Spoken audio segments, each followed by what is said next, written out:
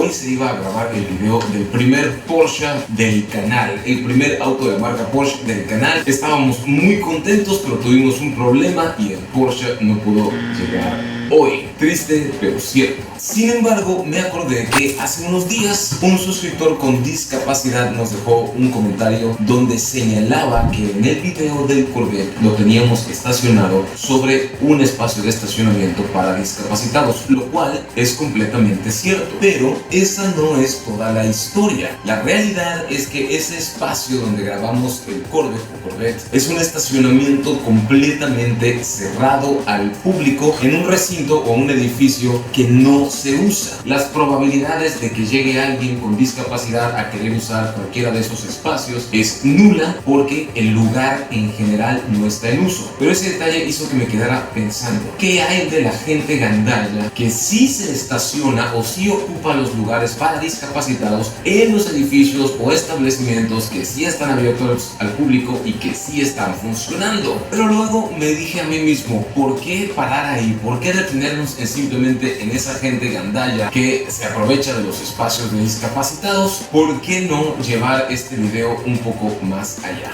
Entonces fue cuando tuve la brillante idea. ¿De quién es la culpa que las personas hagan mal uso de las vialidades en general? ¿Es una culpa del pueblo? ¿Es una culpa de la gente? ¿Es una culpa de los conductores que no están educados, no tienen cultura o les vale o no les importa? ¿O acaso es culpa del gobierno que no tiene suficientes policías viales, no tiene suficiente vigilancia, no hay un programa de educación al conductor, no hay en mi estado acaso exámenes de conducción a la hora de sacar tu licencia que sean estrictos y rigurosos, o simplemente las vialidades, los lugares están mal diseñados, están mal pensados, están mal planeados y hace que cualquier persona bruta o inconsciente pueda hacer mal uso de ellos sin darse cuenta, por mera y pura ignorancia? Para poder tener más información, para sustentar estos puntos de vista, fuimos a varios lugares. Primero, visitamos un centro comercial bastante grande aquí en la ciudad, que no voy a decir su nombre, nada más voy a decir que empieza con Wal y termina con Mart, en la zona de Plaza Galerías. Y mediante la famosísima cámara oculta de Mi Gusto es Conducir, empezamos a esperar grabar las personas que se estacionan en los lugares para discapacitados. Después de un rato de estar esperando, encontramos el primer vehículo, si mal no recuerdo, un Jetta o un sedán de color negro, estacionado claramente en uno de los lugares de discapacitados, con un señor esperando fuera y las luces de emergencia o intermitentes prendidas. Después de esperar bastante rato, pudimos ver que se aproximaba una señora y un plebe. Para los que no son de Sinaloa, plebe puede ser niño o niña, es un término neutro. El señor aparentemente no mostraba signos de ningún tipo de problema de movilidad o discapacidad. El plebe tampoco, pero la señora sí parecía por lo menos que tenía la espalda como muy recta, muy erguida, y que su paso al caminar no era tan sencillo, no sé cómo explicarlo. Cuando se subió al auto, también pudimos notar que le costaba trabajo cerrar la puerta y que no podía flexionar su cuerpo, sino que tenía que mantenerse recta. No sabemos, porque no nos acercamos, si esta señora tenía problemas del cuello, de las cervicales, si acababa de pasar por un accidente, una cirugía, nada. Pero sus familiares al parecer no presentaban algún tipo de discapacidad y ella al parecer tenía alguna cuestión de movilidad,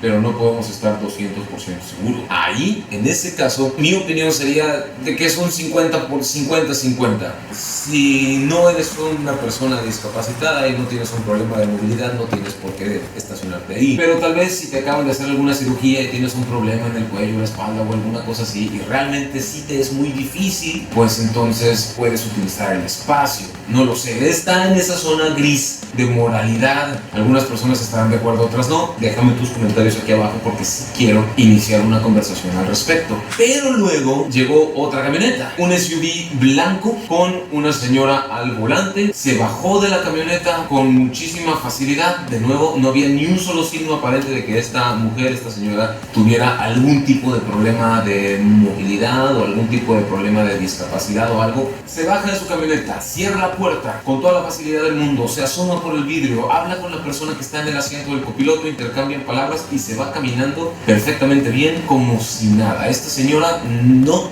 parecía o no aparentaba tener discapacidad alguna. Después de eso, nadie más se bajó del vehículo, lo cual nos lleva a preguntarnos por qué esta mujer, que aparentemente o evidentemente no tiene ningún tipo de discapacidad, por qué esta mujer está estacionada en ese espacio, por qué esta mujer lo usa. Algo anda mal. Pero como no estaba 100% seguro de la razón para estacionarse ahí, decidí investigarlo por mí mismo. Corre la investigación.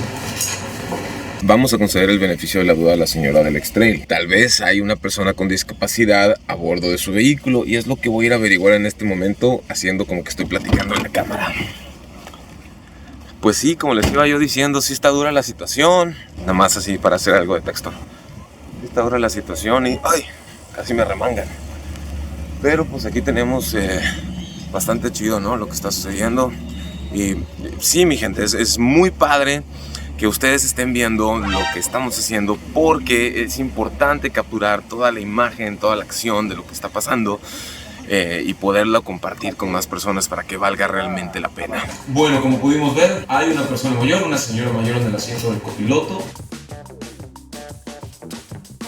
Pero esta persona mayor no se bajó. Entonces, ¿cuál es la necesidad de estacionarse ahí y ocupar un lugar de discapacitados? Sí, ya sé lo que estás pensando. Pero Gonzalo, hay otros lugares de discapacitados disponibles. No le estaba quitando el espacio a nadie. Pero ese no es el punto, mi gente. Si están los lugares designados así, ¿qué necesidad? Si estaban buscando un lugar sombreado, había toda una fila de espacios de estacionamiento, de cajones de estacionamiento con sombra. No había realmente ninguna necesidad para hacer eso. Hizo mal la señora de estacionarse ahí, hizo bien la señora de estacionarse ahí. ¿Está justificado su uso de un lugar para discapacitados o no? Déjamelo aquí abajo en los comentarios. Como dije al principio, esto va más allá de los lugares para discapacitados. Otro tema de vialidad muy común o de malos conductores, conductores inconscientes, tiene que ver con el uso de las glorietas o rotondas. Esas intersecciones circulares que están diseñadas idealmente para hacer el flujo vehicular mucho más, pues eso, fluido, pero que al parecer por alguna razón en mi ciudad y en mi estado, y tal vez en tu ciudad y en tu estado son así, las personas se pasan las reglas de uso de las glorietas por abajo, por el arco del triunfo. ¿A qué me refiero? Bueno, niñas y niños, hagamos un repaso de cuál es el uso correcto de las glorietas. El carril de la extrema derecha, si es vuelta hacia la derecha, es vuelta continua. El carril central es para que ingreses a la glorieta y salgas por la segunda salida, porque la primera salida de la derecha es continua. El carril tercero, el carril izquierdo o carril central, es para que ingreses a la glorieta y salgas en la tercera o cuarta salida, o sea, en la salida de extrema izquierda o en la salida de vuelta en U, por así decirlo. En muchas glorietas es el caso que hay un letrero de alto en cada una de las esquinas que llegan hasta la glorieta. Y yo no sé en tu país cómo sea, pero en mi país alto quiere decir pare, o sea, total, o sea, por completo. O sea, que tus ruedas no se están moviendo. O sea, que el vehículo se detiene. O sea, que cesas el impulso del vehículo y nulificas el momento de inercia. Creo que no estás entendiendo el mensaje. Pero por alguna razón, aquí parece, y dime si en tu ciudad también es igual o no, aquí parece que el octágono del letrero de alto o pare es más bien una sugerencia en vez de ser, pues eso, una señal restrictiva que te obliga a hacer las cosas como ahí dice. ¿Yo qué soy pintado o qué? Entonces, los vehículos que se acercan a la glorieta en muchos casos no se detienen y simplemente continúan su trayecto. Eso simple y sencillamente está mal porque puedes causar un accidente. Pero lo peor no es eso. Lo peor es que esta conducta de pasarse el alto está tan generalizada que los vehículos, una vez que van circulando dentro de la glorieta, dentro del trayecto de la glorieta, al ver que otro auto va a ingresar a ella o a cruzarla, el carro dentro de la glorieta se detiene, hace alto en una vialidad que está diseñada para que fluya, para que te muevas, y hace alto porque sabe que otras personas están entrando, no lo van a hacer y existe el riesgo de un accidente. De hecho, esta glorieta que les ponemos en pantalla, a la que fuimos en el norte de la ciudad, es una glorieta con accidentes cada semana, varias veces a la semana, por esta misma razón. En el rato que estuvimos ahí grabando pudimos percatarnos de que muchos vehículos se pasaron los altos en los 4 lados y muchos vehículos se detenían en medio para tratar de evitar un accidente. No contentos con eso, hay personas que en lugar de ingresar a la glorieta para dar la vuelta en U alrededor de la glorieta y regresar del otro lado de la avenida en la que vienen, en vez de hacer eso, simple y sencillamente cortan ahí donde están, dan vuelta a la izquierda sin rodear la glorieta y se incorporan en el carril de alta velocidad, en el carril de extrema izquierda del lado opuesto de la avenida, que esa es otra burrada, mi gente. Yo sé, nadie es perfecto, a todo el mundo se le puede escapar alguna cosa de estas y puede cometer alguna burrada vial, pero esto aquí pasa todos los días, a todas horas. ¿Y quién es el que está mal ahí? ¿Quién es el que tiene la culpa en estos casos? Déjamelo aquí abajo en los comentarios, te lo pido por favor. Te lo pido por favor. Aquí te tengo un reto. Vamos a ver una cámara rápida de la glorieta y cuenta cuántos autos se pasaron los altos, cuántos autos se detuvieron dentro de la glorieta y cuántos autos se dieron la vuelta en U por donde no deberían. Y déjamelo aquí abajo en los comentarios. Vamos a escoger un ganador de entre todos ustedes y va a recibir algo muy especial.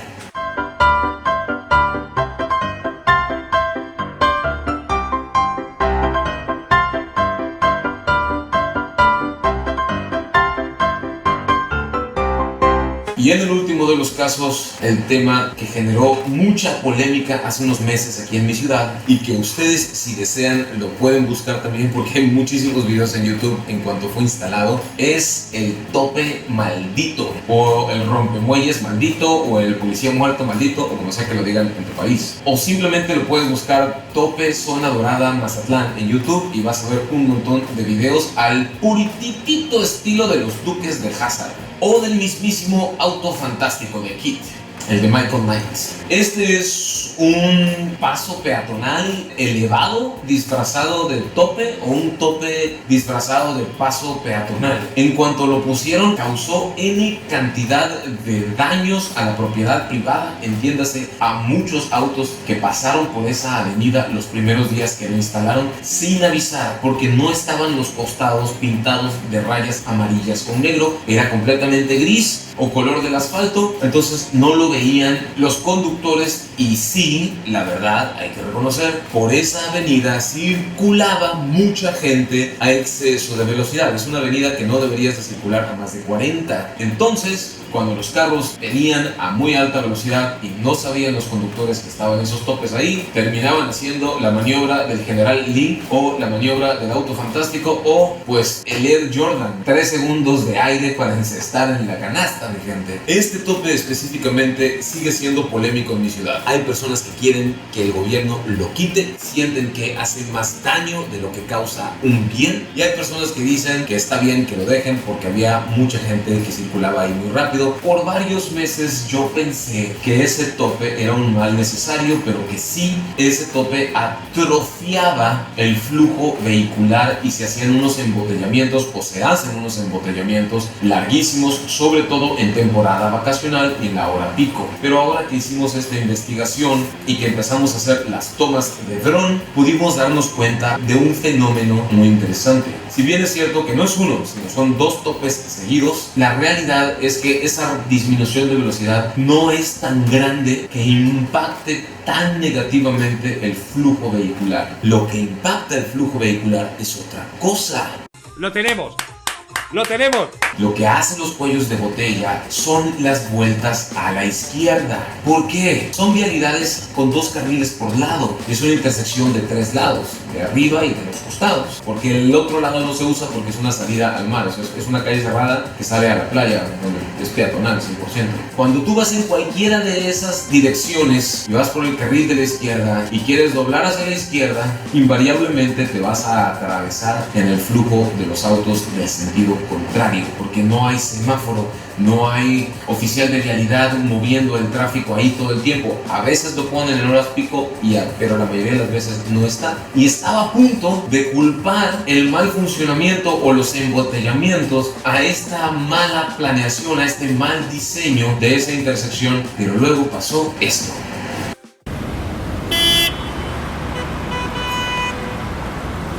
Un autobús detenido por una razón que no estamos completamente seguros, pero parece que no puede pasar el tope por una cuestión de altura. En esta ocasión no me iba a quedar con la duda y decidí acercarme al chofer, al conductor, para ver pues qué estaba pasando. Vamos a verlo.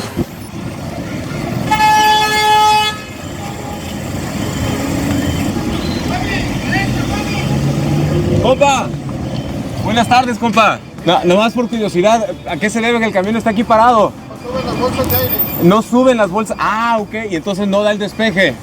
Ya, te lo agradezco un montón. Pues espero que la puedan arreglar pronto.